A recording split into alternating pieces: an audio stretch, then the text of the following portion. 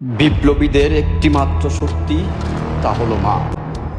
জুলাই আগস্টের রাজপথ ছিল মায়েদের অংশগ্রহণে অনুপ্রাণিত।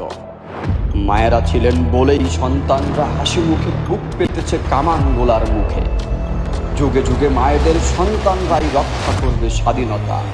আবারও যদি 24 আসে, আবারও যদি লড়তে হয় স্বৈরাচারের সাথে, তবে মায়েরাই আমাদের শক্তি হয়ে থাকবে।